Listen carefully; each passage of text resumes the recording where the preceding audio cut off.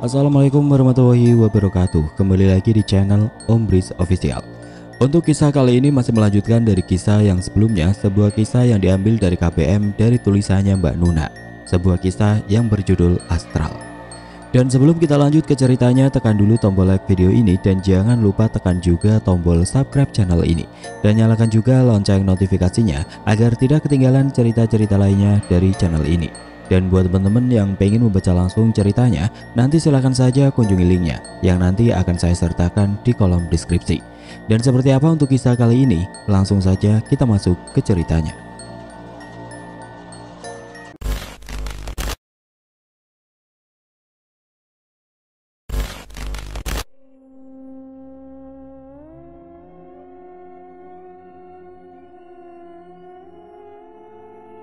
Saluran pembuangan gas hasil pembakaran pada mesin Vespa milik Kyai Hasan mengeluarkan deru yang sangat bising.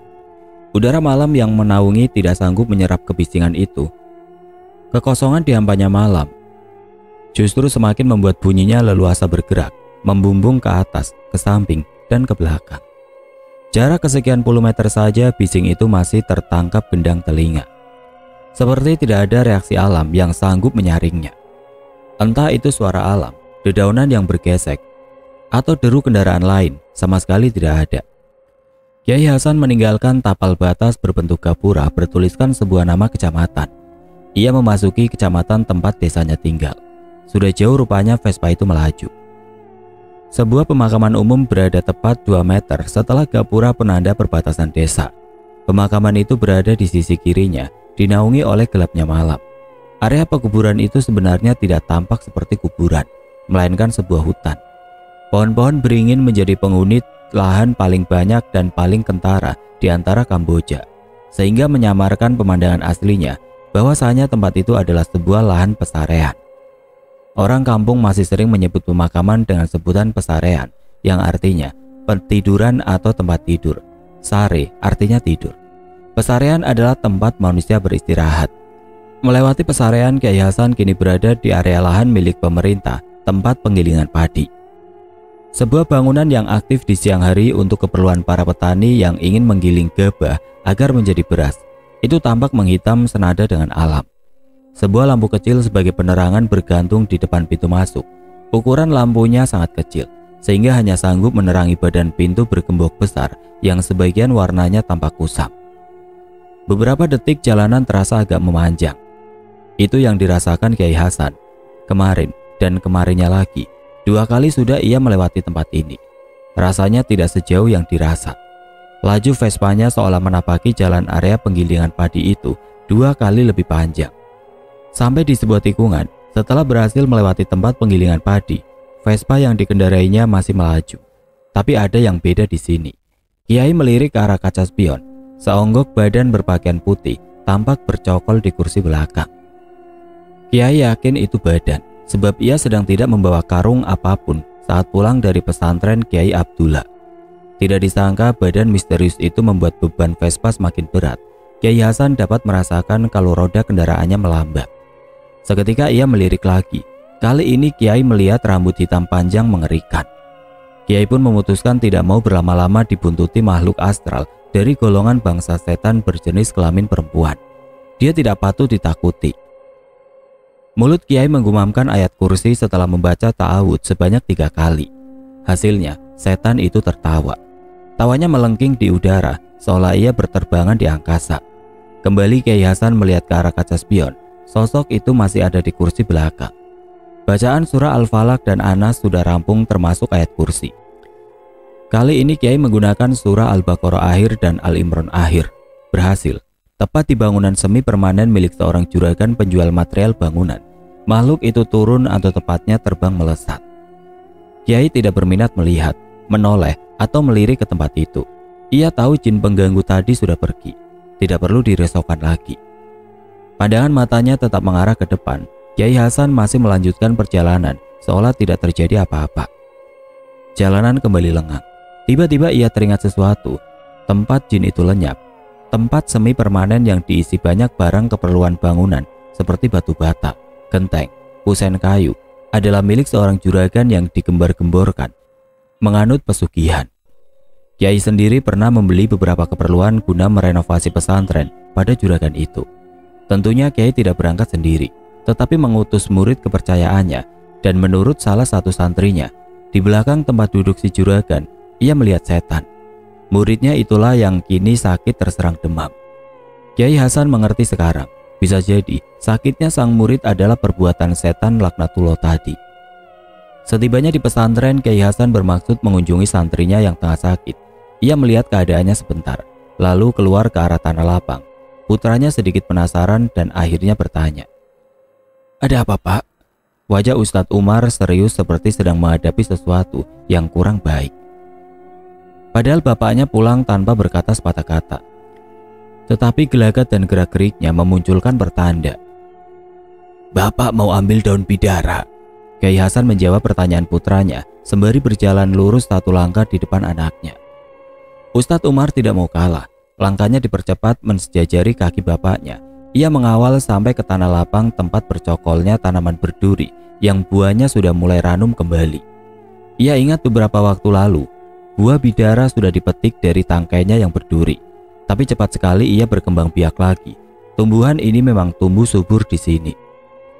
Kiai Hasan mencuci beberapa helai daun bidara dan memerintahkan seorang santri menghaluskannya dan mencampur dengan segelas air putih. Dalam waktu singkat ramuan itu sudah jadi. Kiai Hasan lantas meminumkannya pada pemuda, yakni muridnya sendiri yang sedang terbaring sakit. Tidak butuh waktu lama, pemuda itu langsung memuntahkannya setelah menenggak habis isi gelas. Reaksi ini umum terjadi apabila di dalam tubuhnya memang telah bersarang jin. Si sakit yang mulai kepanasan di sekujur badan pun berteriak. Keadaan seperti itu berlangsung cukup lama dan berakhir setelah Kiai Hasan menyelesaikan bacaannya. Satu surah mereka baca sampai tuntas 286 ayat, yakni surat Al-Baqarah. Surah ini adalah salah satu surat yang paling ditakuti jin selain Al-Imran dan beberapa surat lain. Alhamdulillah. Serentak semua yang hadir di sana mengucapkan hamdalah, tidak terkecuali santri yang tengah sakit tadi. Ia pun dituntun untuk berzikir dan membaca 3 surat sebagai bentuk perlindungan diri. Surah itu ialah surat Al-Ikhlas, Al-Falaq dan Anas. Wajah puas penuh kelegaan memancar dari raut Ustadz Umar. Sosok muda itu tadi tampak gusar ketika mendapati bapaknya pulang. Sekarang, ia baru bisa benar-benar tenang mendapati bapaknya pulang dengan selamat tanpa kurang suatu apapun. Sementara di sebuah kamar yang cukup temaram, Pak Mahfud dan Ahmad hampir memejamkan mata. Tetapi mereka sama-sama larut dalam pikiran sehingga kesadarannya masih terus terjaga.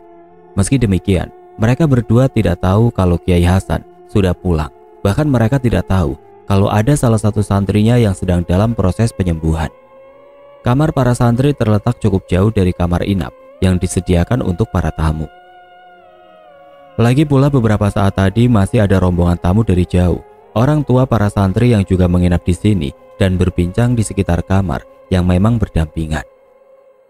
Besok adalah waktu yang dinanti. Pak Mahfud, Ahmad, Kiai Hasan dan Ustadz Umar akan berangkat ke Jawa Tengah. Ke kediaman Raden Kertakesuma. Mereka pasti sedang bersiap-siap dan sedikit tidak sabar. Sebuah rumah sederhana dengan pagar bambu mengelilingi halaman depannya tampak sepi.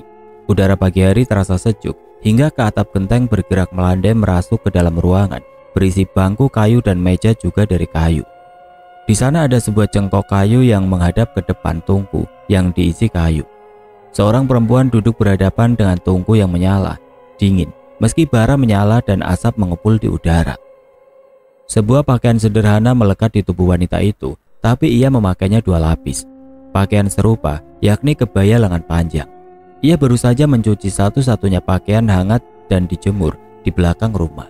Hanya itu yang ia punya untuk menutupi tubuh dikala dingin menggigit kulitnya. Ketika satu-satunya pakaian hangat itu ia cuci, maka ia tidak punya pengganti. Itu sebabnya ia kenakan 2 lapis kebaya lengan panjang sebagai perisai diri dari ancaman angin yang masuk ke dalam rumahnya ini. Wanita itu tengah hamil muda. Perutnya sudah agak membuncit di usia kandungan yang baru 2 bulan. Itu hanya perasaannya saja. Padahal orang melihatnya masih seperti sedia kala. Ramping, cenderung kurus kering. Ia adalah Sri. Pukul 7 tungku api itu sudah tidak berkobar lagi. Hanya sisa bara api yang dibiarkan hingga padam sendiri. Sri sudah siap dengan setengah bakul nasi, sepiring telur dan megono. Ia hendak sarapan. Ketika ketukan pintu di depan rumahnya terdengar, ia baru menyuapkan nasi sebanyak 2 kali. Tergesa ia berlari ke arah depan tentunya. Ia meninggalkan piring dan isinya begitu saja. Ketika tiba di depan pintu, Sri mendapati seorang anak kecil digendong adiknya Sugeng. Anak itu datang mengantarkan semangkuk sayur terong kuah santan untuk budinya. Sri menghela nafas. Entah karena apa, tapi Sugeng bisa menebak kalau kakak perempuannya pasti mengira suaminya telah pulang. Sugeng tahu sebab kerinduan itu selalu tersimpan di mata teduh milik kakaknya. Setidaknya beberapa hari ini mata itu terus bersinar hingga rindunya memancar dari ke kaca di sebalik netra. Sugeng sengaja mengajak putrinya Wulan agar kakaknya tidak bersedih dan sedikit terhibur hatinya. Mereka pergi ke dapur bersama-sama dan menyantap sarapan bersama. Sri merasa lebih baik sekarang. Udara pagi yang mengusik hati terasa menghangat setelah mereka berdua datang menemani.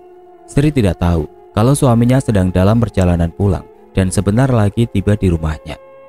Rombongan dari Jawa Timur tiba di rumah Pak Mahfud sejak subuh tadi. 2 malam 1 hari dalam perjalanan memang cukup melelahkan. Kiai Hasan dan Ustadz Umar beristirahat di rumah Pak Mahfud, sementara Ahmad bergegas ingin pulang. Namun Pak Mahfud menyarankan agar menunggu siang, usai sarapan dan membersihkan diri. Ahmad pun pamit. Ia tidak kuasa lagi membendung keinginannya untuk pulang menemui istrinya. Ia sudah bicara pada Kiai Hasan dan yang lainnya akan segera kembali setelah menjenguk istri dan mampir ke rumah Raden Kertakesuma.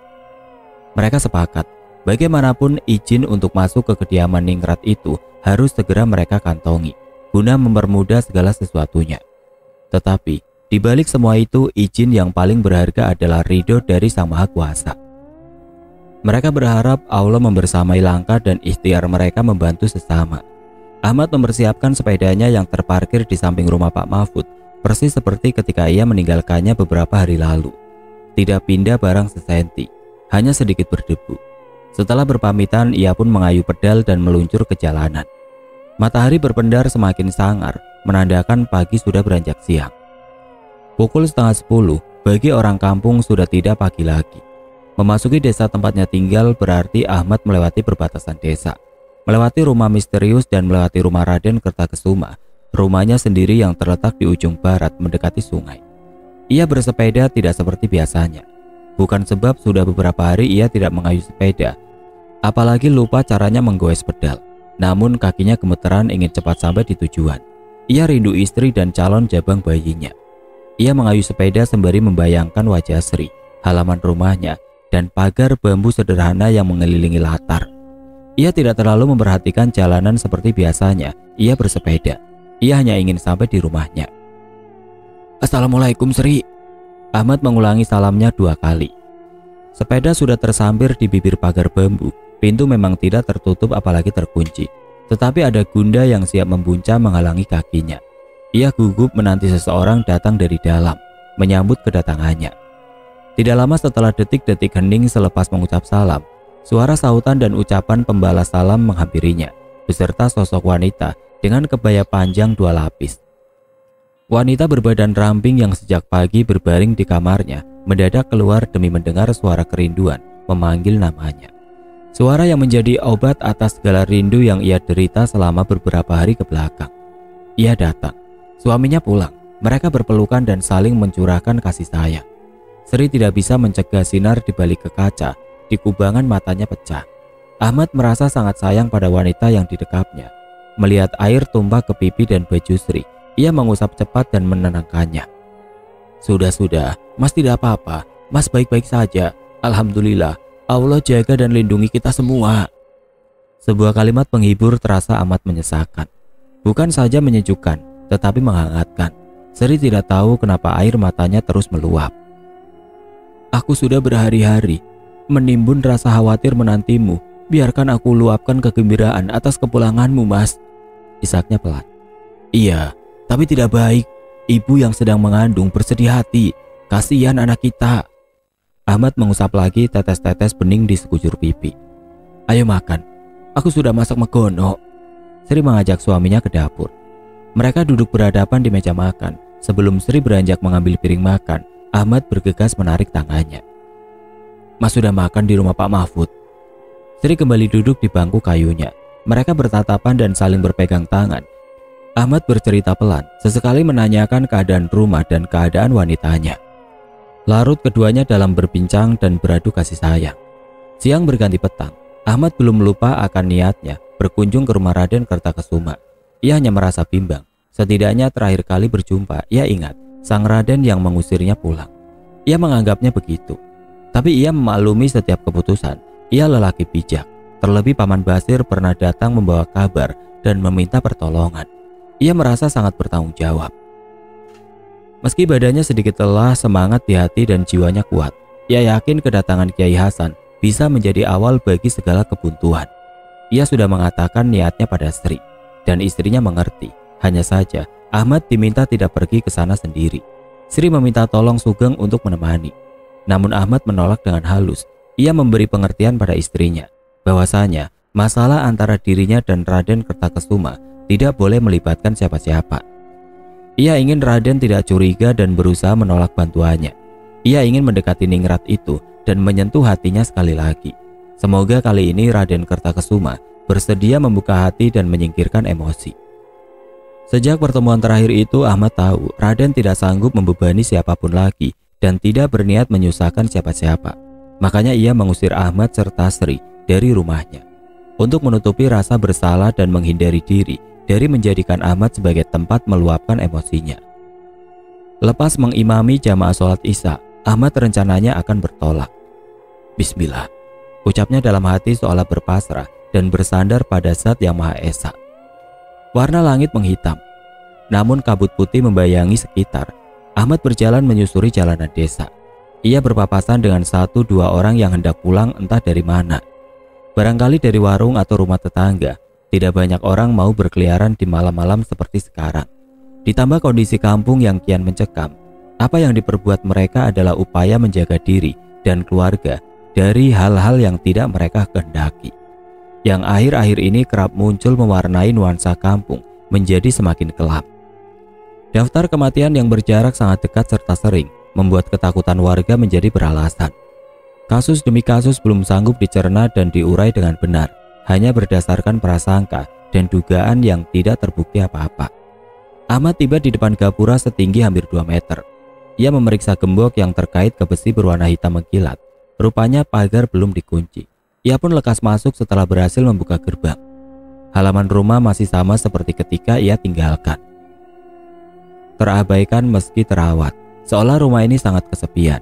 Baru saja ia lepas pandangan ke arah teras depan. Di teras samping rumah berkelebat sosok kecil berlarian. Sontak ia pun berhenti cepat. Tadinya Ahmad mengira itu Rindayu, tetapi ukuran tinggi badannya lebih kecil. Ahmad mulai menyadari dadanya berdegup sangat kencang. Ia coba kuasai diri dengan berdoa. Baru 1 langkah kakinya maju ke depan, sosok itu tampak lagi. Kali ini berlari dari rerumputan ke arah teras samping rumah. Sekilas tampak seperti anak perempuan. Ahmad bingung sekarang. Ia khawatir jika anak itu benar dan ayu. Ia takut gadis kecil itu kabur. Sementara pintu gerbang belum dikunci oleh para rewang. Namun jika sosok itu ternyata hanya bayangan, ia akan termakan bujuk rayu setan. Ya Allah, astagfirullah, a'udzubillahi minasyaitonirrajim. Ahmad beristighfar dan mengucapkan kalimat ta'awud sebanyak 3 kali. Tepat setelah Ahmad selesai berdoa, kabut putih menebal di satu titik dari arah anak itu berlarian tadi. Jelas sudah baginya makhluk itu dari golongan setan. Ahmad pun bergegas, langkahnya mantap semantap degup jantungnya. Ia sudah bisa menguasai diri dan mengusir rasa khawatir. Makhluk astral memang tidak sepatutnya ditakuti. Lain halnya jika yang berkeliaran tadi adalah Raden Ajeng Rindayu. Ia harus merasa cemas akan keselamatan putri sematawayang Raden Kertakesuma itu. Tangannya sudah siap hendak mengetuk pintu, tapi ia menariknya lagi. Nafasnya ia seimbangkan dengan denyut dan desiran darah. Suasananya begitu canggung dan agak ganjil. Terakhir kali ia kesini, rumah sedang berduka. Kehilangan putri kecil kesayangan. Terakhir ia berada di sini, orang-orang ramai berkerumun mencari si kecil Raden Ajeng Kartika. Terakhir ia berdiri di teras ini. Ia ingat sedang bersama Basir dan 2 orang rewang, sedang berdiri memandangi bangkai burung gagak. Ia juga ingat yang terakhir adalah ketika ia dan Sri menatap ke dalam melalui pintu yang sekarang di depannya. sebelum beranjak pulang karena diusir oleh sang pemilik rumah. Mulutnya masih diam meski tangannya sudah siap akan beradu dengan pintu yang berayun berulang-ulang, menimbulkan rangkaian ketukan. Tetapi pintunya sudah keburu dibuka. Seseorang muncul dari dalam hendak keluar. Astagfirullahaladzim. Basir hampir melompat kaget dan Ahmad sama terkejutnya. Keduanya bertatapan dan, Paman, Nak Ahmad. Mereka bersalaman. Sejak kapan berdiri di sini? Ini betul Nak Ahmad. Basir mengedipkan mata berulang-ulang, seolah tidak percaya dengan apa yang dilihatnya. Benar Paman, saya Ahmad. Paman baru akan mengunci pintu.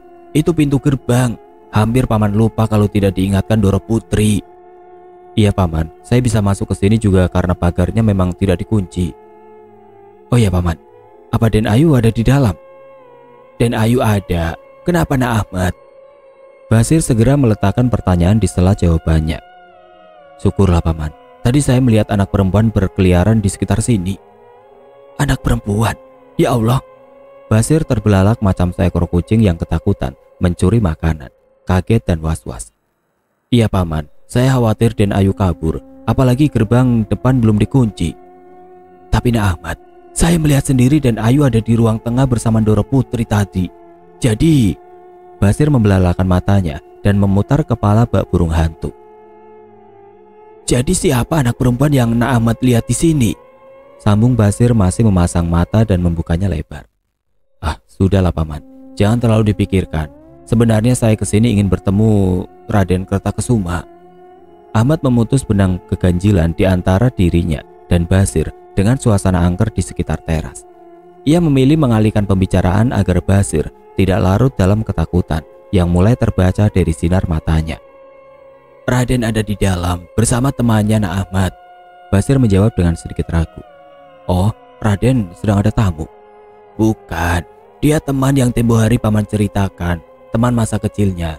Dia sudah di sini sejak lama, sejak Nak Ahmad dan Sri pergi. Basir agak terbata. Ah, tunggu saya di sini. Nanti saya antar ke dalam menemui Raden. Basir bergegas ke arah gerbang, kemudian menguncinya rapat. Nah, ayo kita masuk. Ajak Basir selangkah di belakang Ahmad. Pintu depan sudah tertutup dan terkunci juga. Basir berjalan bersama Ahmad menuju ruang tengah. Barangkali ia ingin menemui Doro putrinya, meminta izin sebelum menuju ke kamar utama. Dan benar saja, ia memang minta izin dulu pada Ajeng Kamarati. Wanita itu tidak bisa menyembunyikan rasa terkejut melihat Ahmad. Dan Ahmad juga terkejut melihat Rindayu di sana. Setelah berbasa-basi, Ajeng Kamarati bersama Rindayu dan Ahmad menuju kamar utama. Basir tidak ikut karena diperintahkan menyiapkan minuman. Kang Mas, ada yang ingin bertemu. Ajeng Kamarati masuk terlebih dahulu. Siapa? Ahmad. Masuklah. Wanita ningrat itu mempersilahkan dengan sopan. Ahmad.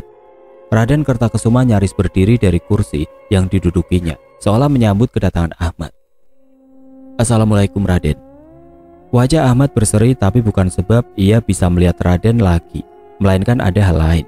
Ia melihat laki-laki yang hendak menyambutnya duduk di kursi dan tampak lebih segar. Tetapi di dekat Raden duduk, ada seorang laki-laki berdiri tegak yang sangat mencolok indera penglihatan. Ahmad tidak mengira bertemu pria itu di sini. Bukankah dia penghuni rumah misterius dekat perbatasan desa? Sorot mata menikam, seperti hendak menerkam. Mana mungkin ia bisa lupa. Ahmad ingat mata itu, mata penuh kebencian. Masuklah. Suara Raden Kertakesuma memecah lamunannya.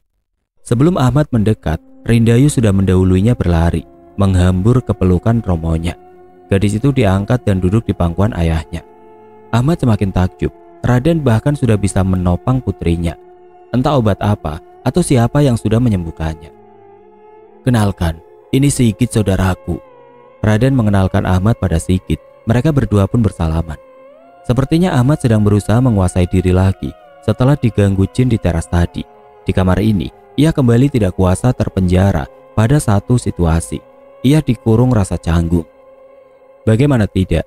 Ia kesini untuk mendapat izin si pemilik rumah untuk mendatangkan Kiai Hasan guna melakukan pengobatan dan penyembuhan. Tetapi seperti yang bisa dilihat sekarang, situasinya berbeda. Raden sudah membaik. Bahkan Ahmad menyimpulkan kalau Raden sudah sehat. Malam-malam datang ke sini ada perlu apa? Istrimu baik-baik saja kan? Raden bertanya di antara keheningan yang tercipta, entah karena apa. Padahal di ruangan itu ada 4 orang manusia. Alhamdulillah semua baik, Raden. Saya justru khawatir dengan keadaan Raden dan keluarga. Ahmad duduk di bangku yang baru saja disediakan Ajeng Kamarati. Sementara wanita ningrat itu terlihat membujuk Rindayu agar mendekat padanya. Tetapi urung didengarkan. Anak kecil itu masih menempel pada romonya dan Sigit tegap berdiri di samping sahabatnya. Aku baik-baik saja, kau tidak usah cemas. Suasana masih beku sampai Basir datang membawakan nampan berisi 3 gelas teh hangat.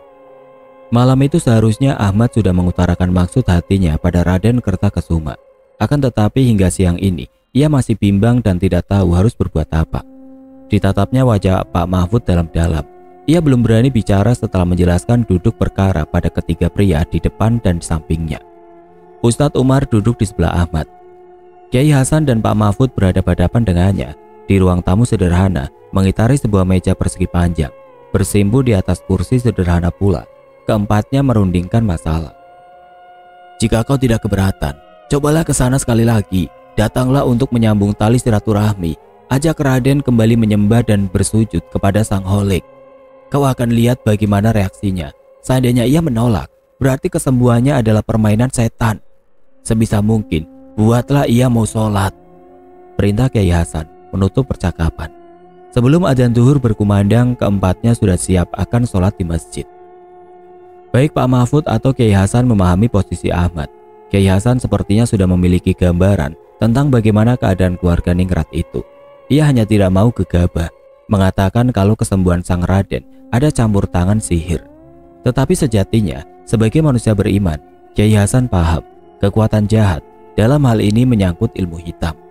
Hanya sanggup dihalau dan dibersihkan oleh kekuatan Allah melalui ayat-ayat suci dan zikir murni. Tidak ada cara lain. Selesai sholat, Ahmad pamit. Ia kembali ke samping rumah Pak Mahfud, di mana sepeda tuanya terparkir. Ia menolak ajakan makan siang dengan alasan akan makan bersama istrinya. Tanpa sepengetahuan Ahmad, Pak Mahfud sengaja menungguinya di depan pagar rumah yang terbuat dari tembok setinggi 1 meter. Sebagian temboknya berlumut dan sudah lapuk. Lelaki 57 tahun itu menghampiri Ahmad dan mengatakan sesuatu padanya. Sesuatu yang sangat berharga, lebih dari sekedar nasihat, tetapi sebagai sebuah pecutan semangat. Kau sudah tahu, kalau tujuanmu bukan sekedar membantu Raden Kertakesuma, melainkan kau juga ingin membebaskan bapakmu. Aku harap kau tidak lupakan itu. Ini bukan perkara sembuh saja, tetapi ada hal lain yang harus diungkap. Pak Mahfud menepuk pundak Ahmad sebelum menerima sebuah anggukan dari mantan murid kesayangannya. Sepanjang jalan perkataan Pak Mahfud terngiang-ngiang dalam kepalanya. Ia hampir saja lupa bahwa bapaknya menanti sebuah keadilan di dalam penjara. Ia bisa melakukan yang bapaknya tidak bisa. Ia orang bebas, orang yang bisa berkeliaran kemana saja. Tidak ada jeruji besi yang menghalangi. Tidak ada alasan lagi. Ia harus segera menemui Raden Kertakesuma dan menyelidiki semuanya. Tekadnya semakin bulat dan kuat. Perbatasan desa Rumah Misterius, pemuda yang bernama Raden. Entah kenapa ia ingin tahu lebih banyak tentang mereka. Ahmad bergegas mengayu pedal dan menerjang bebatuan. Ia tidak tahu kalau dirinya bersepeda lebih cepat dari biasanya. Sampai di depan pintu gerbang Raden Kertakesuma, ia baru menyadari kalau dirinya agak kelelahan. Ia menoleh sekilas. Rumah itu sepi dan terkunci. Laju sepedanya ia kendurkan. Bukan saja otot kakinya yang kepayahan, namun pikirannya sepertinya sedang melemah. Ia hanya ingin cepat sampai rumah. Assalamualaikum Sri, Mas pulang. Waalaikumsalam Mas. Ya Allah, kenapa muka dan bajumu basah kuyup begini? Tanya Sri dengan nada sedikit berlebihan. Mas habis bersepeda di siang hari. Wajar kan badan Mas keringetan begini. Kamu masak apa? Ahmad mengelap pelipisnya dan mengipas-ngipaskan wajahnya menggunakan peci hitam kebanggaan. Oh iya, tunggu Mas, aku ambilkan makanan dan minuman. Sri bergegas ke dapur dengan seutas senyuman. Sejak Ahmad pulang, senyuman itu memang tidak pernah ia tinggalkan. Selalu ia bawa kemana-mana, ke meja makan, ruang tamu, ke sumur, kamar mandi. Ia tampak sangat bahagia. Tidak tahu ia kalau suaminya sedang bergelut dengan masalah dan beban. Ia tahu, tapi ia ingat ada Kiai Hasan. Tetapi hal itu wajar apabila mengingat ia sedang mengandung anak pertamanya. Ia senang dan bersyukur atas karunia Tuhan. Usai menyantap makan siang yang dihidangkan Sri, Ahmad beranjak menuju halaman belakang. Ia duduk di balai kayu di bawah pohon mangga. Sri membereskan piring bekas makan. Ia agak heran, tidak biasanya Ahmad makan dengan lahap. Suaminya itu menghabiskan 3 piring nasi dengan porsi sedang. Biasanya paling banyak hanya 2. Tetapi lagi-lagi Sri hanya tersenyum senang. Ia mengira suaminya sedang kelaparan sehabis perjalanan dan kangen masakannya. Tanpa tahu di balik itu semua, ada alasan kuat yang mengharuskannya makan banyak. Ia sedang butuh tenaga untuk menghidupkan kembali pikirannya. Ia butuh tenaga untuk berpikir bagaimana caranya mengungkap dalang serta pelaku pembunuhan ibu mertuanya, Nyai Darmo. Ditemani segelas teh panas, duduklah ia bersama istrinya. Sri menyusul suaminya lekas. Sesudah cucian piring ia rapikan. Ia bersandar pada bau kekar milik Ahmad. Dipandanginya wajah teduh itu, ia kembali tersenyum bahagia. "Mas, apa? Kau ingin anak perempuan atau laki-laki?" tanyanya sedikit bermanja pada suaminya. "Aku ingin bayi yang sehat. Apapun yang Allah beri, insya Allah itu yang terbaik untuk kita." Ahmad mengusap kening istrinya, membetulkan sejumput rambut di atas alis yang keluar dari kerudung penutup kepala. Kerudung segi 4 yang dipakai asal tanpa dalaman dan diikat di bagian ujung depannya. Tidak lama Sri pamit ke dalam. Ia hendak ke sumur. Ahmad kembali termenung. Ia memandangi pohon-pohon pisang milik tetangganya di kebun sebelah. Entah bagaimana, barisan pohon bertunas itu mengingatkannya akan sesuatu yang berkilau. Oh, Ahmad baru ingat. Beberapa waktu yang lalu ia menemukan sebuah kalung emas di dekat deret pohon pisang itu. Masih di area tanah miliknya. Tetapi memang agak ke belakang, menjurus ke belukar yang merambati pagar pembatas yang sudah tidak nampak seperti pagar. Sepoi angin mengundang kantuk mengusir penat. Ahmad benar-benar butuh istirahat sekarang. Ba'da asar Sri membangunkan Ahmad. Mereka bergegas ke musola untuk sholat berjamaah. Sekian hari musola tanpa Ahmad. 2 kali sholat asar di musola selalu sepi. Imam musola sebagai pengganti, yakni Pak Tobri, adalah seorang petani. Jika jam segini ia belum selesai dengan urusannya lagi. Alhasil tidak ada yang menggerakkan musola atau sekedar berinisiatif mengumandangkan azan. 1 saf laki-laki dan 1 saf perempuan adalah lumrah mengingat siang dan sore orang-orang tidak ada di rumahnya. Kebanyakan di ladang atau berdagang. Berbeda jika sholat berjamaah pada waktu maghrib dan isya. Biasanya jumlahnya bisa 2 kali lipat, ditambah anak-anak murid Ahmad tentunya. "Mas mau bersilaturahmi lagi ke rumah Raden Kertakesuma, kau buatkanlah kue sebagai buat tangan," ucap Ahmad ketika usai mendudukkan badannya pada bangku kayu panjang di ruang tamu rumahnya sepulang dari musola. "Kue apa, Mas?" Sri tidak menanyakan alasan Ahmad ke sana, karena Ahmad memang tidak pernah cerita padanya kalau Raden sudah sembuh. Jadi ia mengira Ahmad masih berupaya mengobati sakitnya. "Kue kipas atau poci boleh?" Ahmad menjawab dengan masih duduk di bangku. Sejurus kemudian Sri ikut duduk. "Kapan Mas pergi ke sana?" Istrinya itu bertanya lagi. "Insya Allah besok siang. Tetapi jangan dipaksakan. Kalau kau masih lelah, beli saja di pasar." Ahmad menatap wajah istrinya. "Tidak, aku malah senang bisa membuatkan kue untuk Raden. Waktu aku buatkan kue untuk Bapak. Waktu Mas dan Paman Basir pergi menjenguk Bapak. Ingat tidak Mas, kue pociku juga laris manis. Yang paling banyak makan adalah Raden Ajeng Kartika." Tiba-tiba tanpa sadar Sri mengucapkan nama itu. Tidak ayal suasananya berubah. Setitik air kesedihan membasahi hati keduanya. "Mas, aku ingat anak itu lagi." Sri akhirnya menangis. Setitik air menjadi lautan kesedihan yang kian menderas. Sudah, jangan diingat-ingat lagi. Biarkan Dentika tenang di sana." Ahmad bangkit dari duduk dan mengajak Sri ke dalam. Kepergian gadis kecil itu meninggalkan luka yang mendalam bagi Sri dan juga Ahmad. Ia sudah Sri anggap seperti anaknya. Sri sangat sayang padanya. Ahmad mengerti kesedihan istrinya. Ia pun bergegas ke rumah Sugeng dan membawa Wulan ke rumahnya. Keponakannya selalu bisa menjadi pelipur lara bagi hati istrinya yang selalu sabar menanti akan kehadiran buah hati. "Jika bukan karena kau, aku tidak bisa sembuh begini," ucap Raden pada malam syahdu di teras rumahnya. Ia mengulang sekali lagi keakraban bersama sahabat karibnya, seperti bertahun-tahun lalu. Semilir angin, 2 cangkir kopi dan sebungkus sigaret tampil melengkapi nostalgia dua anak manusia. Sigit tidak menjawab perkataan temannya. Ia mengisap serutunya dalam dan memainkan kepulan asapnya, seolah menghirup kemenangan. Ia sejatinya sedang berusaha menikmati sesuatu, entah apa. Sri bangun di pagi hari dan tidak lupa mempersiapkan keperluan membuat kue. Ia memerah santan dan memisahkan tepung beras dengan tepung ketan. Gula merah dicacah halus. Adonan tepung ia buat kalis. Serutan gula merah dan kelapa menjadi isi dari kue poci buatannya. Kue hasil tangannya terkenal enak. Selain poci, ia juga membuat kue kipas. Bahan pun tidak jauh berbeda. Tepung beras diaduk dengan santan dan parutan kelapa, diuleni sampai kalis dan diberi isian gula merah. Keduanya dibungkus daun pisang. Aroma kukusan daun pisang bercampur adonan kue dan gula merah merambati sekitar. Ahmad yang sedang di kamar bisa mencium kelezatannya. Kalung emas bergambar dua burung merpati yang sejak tadi ia pegangi, ia tinggalkan di dalam lemari, lantas pergi menghampiri sang istri. Wah, Masya Allah, baunya enak sekali. Mas jadi lapar begini. Ahmad menemui Sri di dapur. Sri masih saja tersipu bila Ahmad melontarkan pujian. Tampaknya kehamilannya membuatnya semakin manja dan bertambah mesra dengan Ahmad. Sri tidak pernah sedikit pun tampak sedih bila berada di dekat suaminya. Makanan yang ditunggu-tunggu telah masak. Ahmad bergegas mencicipi dan kembali memberi pujian.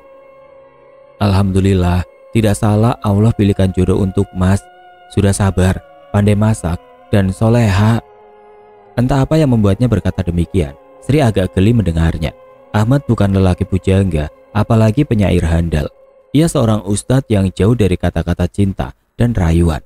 Tetapi tidak bisa ditolak. Sri suka sikap suaminya dan menyukai perkataannya.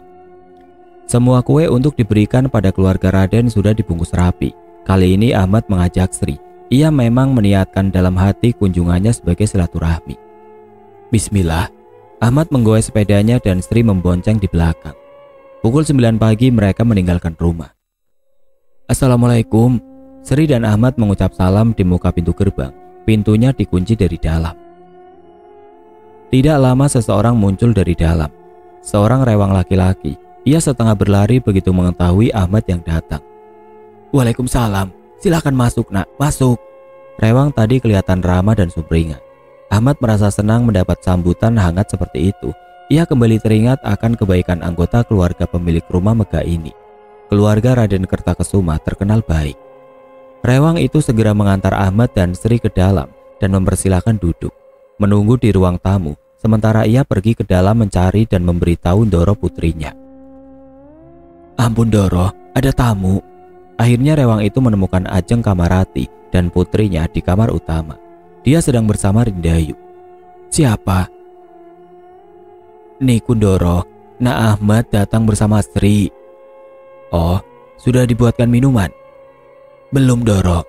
Ya sudah, tolong buatkan. Saya segera menyusul ke depan. Rewang itu beranjak ke dapur dan ia melangkah ke ruang tamu. Diajaknya Rindayu dalam gandengan tangan. Apa kabar kalian? Sri, apa kabar? Ajeng Kamarati menyapa kedua tamunya ramah. Alhamdulillah Ndoro, kami baik, sehat. Bagaimana kabar Ndoro putri dan keluarga? Sri agak terbata. Ia terharu dan menahan pilu. Ditatapnya nanar wajah Rindayu dan ibunya bergantian. Kami baik-baik semua, sehat kewarasan. Terima kasih sudah datang. Ajeng Kamarati mempersilahkan mereka duduk kembali setelah bersalaman. Nyuwun sewu Ndoro, niki wonten oleh-oleh. Kue buatan saya sendiri Ndoro. Sanes makanan mahal Ndoro, hanya kue basah. Sri menyerahkan kue dalam bungkus bawaan dari rumahnya. Ya Allah, matur suwun, ini sudah sangat banyak. Kenapa repot-repot begini? Ajeng Kamarati menerima bingkisan itu, masih hangat. Wanita itu membukanya pelan dan memberikan sebuah pada putrinya. Rindayu menerima dan mulai mencicipi. Rasa manis gula merah dan adonan kuenya menyemangati gerakan tangan kecilnya mengambil bagian demi bagian kue kipas buatan Sri. Ahmad dan Sri senang melihatnya. Tetapi rasa senang itu seketika berubah. Sebuah benda mencolok mata berkilauan terpasang di leher Rindayu. Benda itu sama persis dengan yang Ahmad temukan di kebun belakang rumahnya. Ini sebuah kebetulan yang mengejutkan. Sri masih memperhatikan, sedangkan Ahmad mulai memikirkan. Ampun Ndoro, boleh saya bertemu dengan Raden Kertakesuma? Ahmad memohon izin pada Ajeng Kamarati. Oh tentu boleh, Suamiku sedang berada di pendopo bersama temannya, biar ku antar. Ajeng Kamarati berdiri, kemudian berkata-kata lagi. Sri, aku titip Rindayu sebentar. Baik Doro, Sri menyambut senang. Mari dan Ayu, Mbok Sri kupaskan lagi kuenya. Dan Ayu tunggu sini sama si Mbok ya. Bujuknya berusaha mengambil hati Rindayu. Seingatnya, anak ini paling susah dirayu, tidak seperti mendiang adiknya, Raden Ajeng Kartika. Rindayu hanya diam, tapi nasib baik ia tidak menolak. Sementara ibunya beranjak mengantarkan Ahmad ke area pendopo di halaman tengah. Sri menatap anak kecil di depannya. Ia mengamati sekali lagi kalung emas itu. Ia menggigit bibirnya memainkan giginya. Ia ingin bertanya tetapi takut dikatakan lancang. Sampai sesaat kemudian, Rewang tadi datang membawa air teh hangat. Sri agak kaget karena ia sedang melamunkan kalung emas yang disimpannya di dalam lemari di rumahnya. Bentuknya sama persis dengan yang Rindayu kenakan. Sri mengucapkan terima kasih pada Rewang itu. Setelah berbasa-basi, akhirnya Rewang itu pergi lagi melanjutkan pekerjaannya. Entah kenapa Sri agak lega ditinggal berdua saja dengan Rindayu. Padahal sebelum ini, sosok Rindayu lumayan membuat hatinya ciut, sebab perangainya dingin nyaris beku. Tetapi Sri ingin memanfaatkan kesempatan berduaan ini untuk mencari tahu sesuatu berkaitan dengan kalung itu. Perlahan, dia mulai bertanya. Den Ayu cantik, mau kue kipas lagi atau kue poci? Rindayu menunjuk kue berbentuk kipas tangan. Ia ketagihan makan kue ini. Sudah habis 1 bungkus ia makan. Sri sigap membuka daun pisang pembungkusnya, kemudian memberikannya pada Rindayu. Den Ayu, kalungnya bagus sekali. Apa Romo yang belikan? Sri bertanya langsung. Takut Ajeng Kamarati keburu datang. Rindayu mengangguk pelan, sempurna. Ia semakin penasaran. Tapi ia sendiri tidak tahu harus bertanya apa lagi. Ia hanya terus-menerus memuji akan kecantikan dan keindahan kalung itu agar Rindayu menjadi senang dan tidak curiga. Semakin diperhatikan, semakin Sri yakin kalau kalung yang dikenakan Rindayu dan kalung yang suaminya temukan sama. Tidak ada bedanya. Sri kebingungan. Ia harus merasa senang atau ketakutan. Sebab kalung itu bagaimana bisa ada di belakang rumahnya. Bagaimana kalau nanti ia dituduh mencuri? Pikirannya mulai berubah-ubah dan bercabang. Sri melihat seseorang datang. Sri, apa Rindayu merepotkan? Tidak Doro, dan Ayu manis sekali, tidak merepotkan. Sri menjawab pertanyaan Ajeng Kamarati. Mereka berbincang di ruang tamu sambil menyeruput teh hangat.